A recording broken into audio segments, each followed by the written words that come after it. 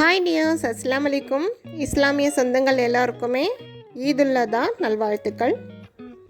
இந்த வீடியோவில் நம்ம ரொம்ப சிம்பிளாக, அதே சமயம் ரொம்ப குழையாமல், ரொம்ப சூப்பராக வரக்கூடிய மட்டன் பிரியாணி தம் பண்ணி எப்படி செய்கிறதுன்னு பார்க்க போகிறோம். வீடியோ ஃபுல்லாக வாட்ச் பண்ணுங்கள். ஃபஸ்ட் டைம் அஃப்ஷின்ஸ் ரெசிபீஸை நீங்கள் விசிட் பண்ணுறீங்கன்னா வீடியோ பிடிச்சிருந்தால் லைக் பண்ணுங்கள், கமெண்ட் பண்ணுங்கள். கண்டிப்பாக அஃப்ஷின்ஸ் ரெசிபீஸ்க்கு சப்ஸ்கிரைப் பண்ணிக்கோங்க. எப்படி செய்கிறதுன்னு பார்க்கலாம் வாங்க. பொதுவாக மட்டன் பிரியாணி நம்ம மட்டனை வேக வைக்காமல் அப்படியே பாத்திரத்தில் சேர்த்து கூட செய்யலாம். பட் ஆனால் நம்ம கேஸில் செய்யும்போது இந்த மாதிரி குக்கரில் வச்சு நம்ம வேக வச்சுக்கிட்டோன்னு வச்சுக்கோங்களேன், ரொம்ப சீக்கிரமாகவே நம்ம வேலை முடிஞ்சிடும். ரொம்ப சூப்பராகவும் வரும் டேஸ்ட்டு.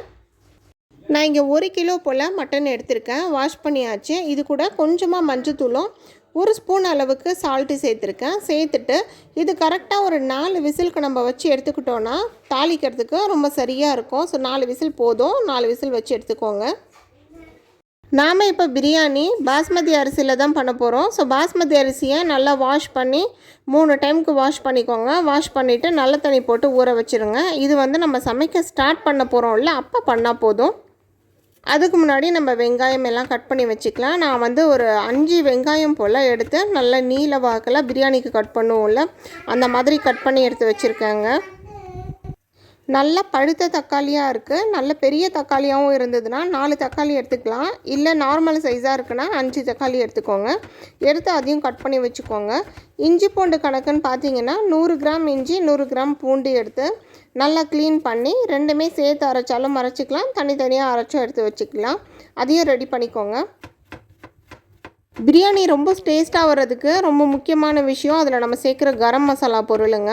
நான் இப்போ செஞ்சு காமிக்க போகிற மாதிரி கரம் மசாலா நீங்கள் செஞ்சு வச்சுக்கிட்டிங்கன்னா நீங்கள் பிரியாணி, மட்டன் குழம்பு, சிக்கன் குழம்பு, குருமா குழம்புன்னு எல்லாமே செய்யலாம்.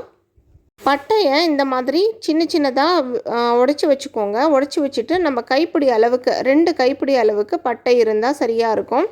2 கைப்பிடி அளவு பட்டை எடுத்துக்கோங்க. 1 கைப்பிடி அளவு கிராம்பு சேர்த்துருக்கேன்.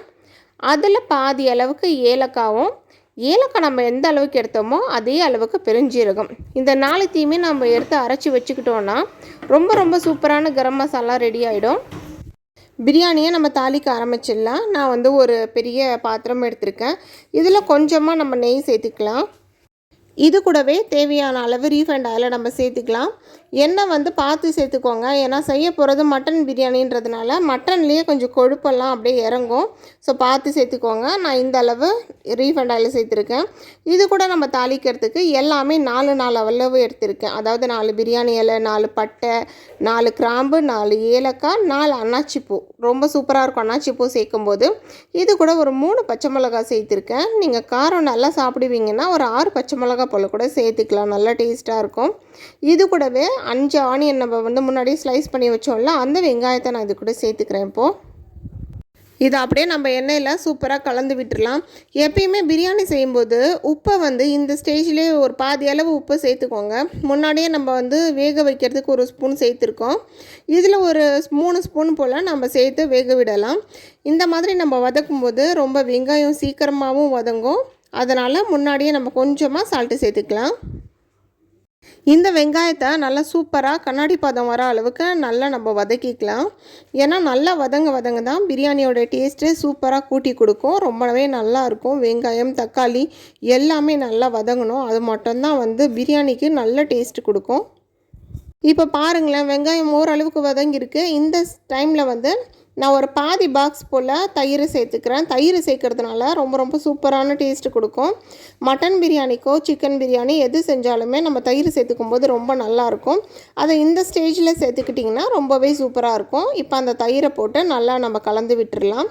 வெங்காயம் இன்னும் கொஞ்சம் வதங்கட்டும். வெங்காயம் நல்லா வதங்கினதுக்கப்புறமா நம்ம தக்காளி சேர்த்துக்கலாம். தக்காளி ரொம்ப சின்னதாக ஸ்லைஸ் பண்ணோன்னு இல்லை, இந்த மாதிரி கொஞ்சம் பெரிய ஸ்லைஸாக கூட சேர்த்துக்கலாம். இப்போ நம்ம சேர்த்துருக்க வெங்காயம், தக்காளி எல்லாமே நல்லா முழுசாக தெரியாமல் நல்லா குழஞ்சி போகிற அளவு நம்ம வதக்கிக்கலாம். இதுக்கப்புறமா நம்ம இஞ்சி பூண்டு பேஸ்ட்டு சேர்க்க போகிறோம். முன்னாடியே சொன்ன மாதிரி 1 கிலோ மட்டன் பிரியாணிக்கு நம்ம 100 கிராம் இஞ்சி, 100 கிராம் பூண்டு சேர்த்தா சரியாக இருக்கும். அதை அரைச்சிட்டு இந்த மாதிரி சேர்த்துக்கோங்க. நம்ம வதக்கும் போதே அந்த ஃப்ளேவர் நல்லா நமக்கு தெரியும். இஞ்சி பூண்டு வாசனை நல்லா கமன்னு வரணும். அப்போனா நம்ம பிரியாணி ரொம்ப சூப்பராக இருக்கும். இப்போ இதனுடைய இஞ்சி பூண்டு சேர்த்துருக்கோம்ல, இதனுடைய பச்சை ஸ்மெல் கொஞ்சம் போகணும். ஸோ லைட்டாக நம்ம வந்து இதை வந்து கொஞ்சம் நேரம் வதக்கிக்கலாம். பிரியாணியில் நம்ம பொதுவாக கவனிக்க வேண்டிய விஷயம் என்னென்னா, ஒன்று மேலே ஒன்று போடாமல் கொஞ்சம் வெயிட் பண்ணி அது அந்த ஒரு பொருளும் வதங்கிறதுக்கு நம்ம கொஞ்சம் டைம் கொடுத்தோன்னா பிரியாணி ரொம்ப டேஸ்ட்டாக இருக்கும். இப்போ கொஞ்ச நேரம் வதங்கிடுச்சு. அதுக்கப்புறம் நம்ம மசாலா சேர்க்க போகிறோம். ஃபஸ்ட்டு கொஞ்சமாக நான் மஞ்சள்தூள் சேர்த்துருக்கேங்க. அதுக்கப்புறமா 1 ஸ்பூன் அளவுக்கு மிளகாத்தூள் சேர்த்துருக்கேன். காரமாக வேணும்னா இன்னும் சேர்த்துக்கலாம். 1/4 ஸ்பூனுக்கும் அதிகமாக சீரகத்தூள் சேர்த்துருக்கேன். நம்ம அரைச்ச கரம் மசாலா தூள் வந்து 1 கிலோ கறின்றதுனால 1 ஸ்பூனும், 1 கிலோ அரிசின்றதுனால 1 ஸ்பூனும், அதாவது மொத்தமாக 2 ஸ்பூன் சேர்த்துருக்கேன். 1/4 ஸ்பூன் அளவுக்கு கொத்தமல்லி தூள் சேர்த்துருக்கேன். நம்ம சேர்த்த மசாலாவை நல்லா இந்த வெங்காயம், தக்காளி, இஞ்சி பூண்டோட நல்லா கலந்து விட்டுக்கலாம். இந்த மசாலா வந்து கொஞ்சம் நல்லா குக் ஆகணும். குக் ஆனால் தான் பிரியாணி நல்லா டேஸ்ட்டாக கிடைக்கும். இதில் வந்து எண்ணெய் தனியாக பிரிஞ்சு வரணும். அது வரைக்கும் நம்ம இது வந்து குக் பண்ண போகிறோம். இந்த ஸ்டேஜில் நம்ம என்ன சேர்க்கணுன்னா, நம்ம வந்து குக்கரில் வேக வச்சு எடுத்து வச்சுருக்கோம்ல கறி, அதில் வந்து தண்ணி நிற்கும். அந்த தண்ணியை தான் நம்ம இப்போ சேர்க்கணும். நம்ம சாதா தண்ணி சேர்க்காமல் இந்த தண்ணி சேர்க்கும்போது நம்ம பிரியாணிக்கு நல்ல ஃப்ளேவர் கிடைக்கும். அப்போ தான் மட்டன் பிரியாணின்னு நல்லா வாசனையிலே நம்மளால் ஃபீல் பண்ண முடியும். அந்த தண்ணியை கொஞ்சமாக நான் சேர்த்துருக்கேன். ஃபுல்லாக சேர்க்கல, 1 கிளாஸ் போல் சேர்த்துருக்கேன். இப்போ இந்த மசாலா நல்லா குக் ஆகி அந்த எண்ணெயெல்லாம் பிரியட்டும். அதுக்கப்புறமா நம்ம நெக்ஸ்ட்டு ப்ராசஸ் பண்ணலாம். ஒரு 5 நிமிஷம் போல் நல்லா கொதித்து எண்ணெயெல்லாம் சூப்பராக பிரிஞ்சு தனியாக வந்திருக்கு. உங்களுக்கு மசாலா பார்த்தாலே தெரியும் எவ்வளோ சூப்பராக இது குக் ஆகிருக்குன்னு சொல்லிட்டு. இப்போ நம்ம குக்கரில் வச்சுருக்க மட்டனை சேர்த்துக்கலாம். இப்போ மட்டன் வந்து ஒரு பாதி அளவு வெந்திருக்கும், இன்னும் பாதி அளவு வேகணும். அந்த மாதிரி ஸ்டேஜில் இருக்கும். இப்போ இந்த மட்டன் எல்லாமே சேர்த்துட்டு கொஞ்ச நேரம் நம்ம இதில் வந்து ஒரு 5 to 10 மினிட்ஸ் வரைக்கும் அப்படியே நம்ம குக் பண்ணலாம். ஏன்னாக்கா நம்ம மட்டன் வந்து குக்கர்லேயே வேக வச்சதுனால அந்த மட்டனுக்குள்ளாரெல்லாம் அந்த பிரியாணி மசாலா போகணும்ல. ஸோ நம்ம இந்த ஸ்டேஜில் சேர்த்துக்கிட்டோன்னா அந்த மசாலாலெல்லாம் நல்லா ஊறி போய் ரொம்ப சூப்பராக இருக்கும். இதை அப்படியே நல்லா கலந்து விட்டுடலாம். இப்போ பாருங்கள், ரொம்ப சூப்பராகவே அழகாக கொதிச்சிக்கிட்டு இருக்குது. நல்லா மட்டன்னு அந்த கிரேவியெல்லாம் செம்ம வாசனையாக சூப்பராக இருக்குது. இப்போ இந்த மாதிரி எண்ணெய் பிரிஞ்சு நல்லா கொதித்ததுக்கப்புறம் ஒரு 10 மினிட்ஸ்க்கு அப்புறம் நம்ம பிரியாணிக்கு தேவையான அளவு தண்ணி நம்ம சேர்த்துக்க போகிறோம். நான் எடுத்துருக்கிறது வந்து பாஸ்மதி அரிசி தான் எடுத்திருக்கேன். ஸோ அதுக்கேற்ற அளவு தண்ணி நம்ம சேர்த்துக்கலாம். 1 கிளாஸ்க்கு 1.25 அளவு தண்ணின்ற அளவுக்கு நம்ம சேர்த்துக்கணும். இதில் நான் வந்து 4 ஃபுல் கிளாஸ் அளவுக்கு அரிசி எடுத்திருக்கேன். அப்போ நான் 5 கிளாஸ் அளவுக்கு தண்ணி சேர்த்துக்க போகிறேன். 1 கிளாஸ்க்கு 1.25 அளவு வந்து தண்ணின்னு சொல்லிட்டு. உங்களுக்கு தண்ணி சேர்க்கறதுல குழப்பமாக இருந்ததுன்னா ஒரு பாத்திரத்தில் சேர்த்துக்கோங்க. பாத்திரத்துலேயோ பெரிய படியிலையோ சேர்த்துக்கிட்டு எவ்வளோ அரிசி இருக்கோ அந்த அரிசி அளவுக்கு 1.25 அளவு தண்ணி சேர்த்துக்கிட்டிங்கன்னா ரொம்ப கரெக்டாக இருக்கும். இப்போ வந்து ஒரு கைப்பிடி அளவு புதினா, கொத்தமல்லியை நல்லா க்ளீன் பண்ணி அழகாக இது கூட சேர்த்துக்கோங்க. நல்ல வாசனையாக இருக்கும். நம்ம வந்து கலர் இதில் சேர்க்கலனாலே நல்லாயிருக்கும். கலர் வேணும்னா இந்த மாதிரி ஸ்டேஜில் கலர் சேர்த்துக்கோங்க. கொஞ்சமாக பவுடர் சேர்த்துக்கோங்க. இப்போது இந்த தண்ணி நல்லா தளன்னு கொதிக்கணும். அது வரைக்கும் நம்ம வெயிட் பண்ணணும். கொதிச்சதுக்கப்புறமா நம்ம ஏற்கனவே கழுவி ஊற வச்சுருக்கோம்ல பாஸ்மதி அரிசி, அதை நம்ம இது கூட சேர்த்துக்க போகிறோம்.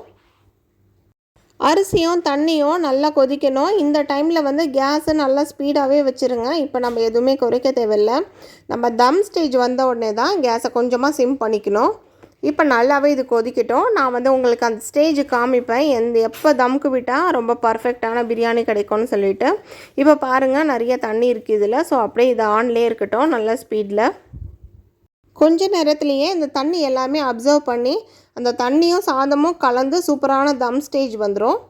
இந்த தம் ஸ்டேஜில் நீங்கள் டக்குன்னு உங்களுடைய உப்பு அளவு நீங்கள் செக் பண்ணிக்கலாம்.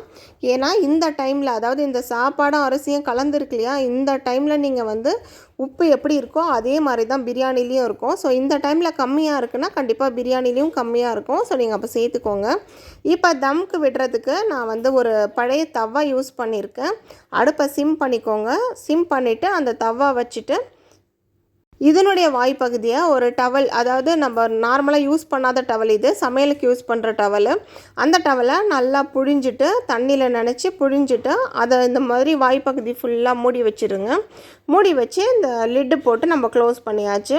ஒரு 15 மினிட்ஸ்க்கு பிரியாணியை டிஸ்டர்ப் பண்ணவே தேவையில்லை. 15 மினிட்ஸ் கழித்து எப்படி இருக்குது நம்ம ஓப்பன் பண்ணி பார்க்கலாம். ஒரு 15 நிமிஷம் கழித்து நம்ம பிரியாணி எப்படி இருக்குதுன்னு பார்க்கலாம் வாங்க. செம்ம சூப்பராக அந்த தண்ணியெல்லாம் அப்சர்வ் பண்ணி ரொம்ப அழகாக வெந்திருக்கு. இன்னுமுமே ஒரு 10 மினிட்ஸ் நம்ம இதை வைக்கணும். இந்த ஸ்டேஜில் நம்ம ஓப்பன் பண்ணி அடி அரிசி மேலே இருக்கிறது அப்படியே அடியில் போகிற மாதிரி சைடு வழியாக அப்படியே சைடில் இந்த மாதிரி கரண்டியை கொடுத்து அப்படியே பரட்டி விட்டுருங்க. ரொம்ப போட்டு நம்ம கிண்டக்கூடாது, சாதம்லாம் உடைஞ்சிடும். ஸோ அந்தந்த சைடில் போட்டு அப்படியே திருப்பி திருப்பி விட்டுருங்க. இந்த சாப்பாடை இன்னும் ஒரு 10 நிமிஷத்துக்கு நம்ம எப்படி தம்க்கு வச்சோமோ அதே மாதிரி மூடி போட்டு ஒரு 10 நிமிஷம் நம்ம அப்படியே அதே அனல்லே வச்சுருந்தோம்னாக்கா, அதே சிம்லேயே வச்சுருந்தோம்னாக்கா ரொம்ப சூப்பரான மட்டன் பிரியாணி ரெடி ஆகிடும்.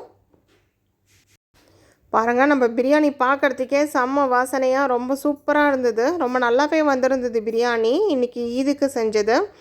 இப்போ அந்த லிட்டு போட்டு நான் மூடி வச்சிடுறேன். ஃபைனல் அவுட்புட் எப்படி வந்ததுன்றதை பாருங்கள். ரொம்ப சூப்பரான மட்டன் பிரியாணியோட எங்களுடைய ஈதுனால ரொம்ப சூப்பராகவே போச்சு. இந்த வீடியோ உங்களுக்கு பிடிச்சிருக்கும்னு நினைக்கிறேன். பிடிச்சிருந்ததுன்னா கண்டிப்பாக லைக் பண்ணுங்கள், கமெண்ட் பண்ணுங்கள், சேனலை சப்ஸ்கிரைப் பண்ணிக்கோங்க. தேங்க்யூ.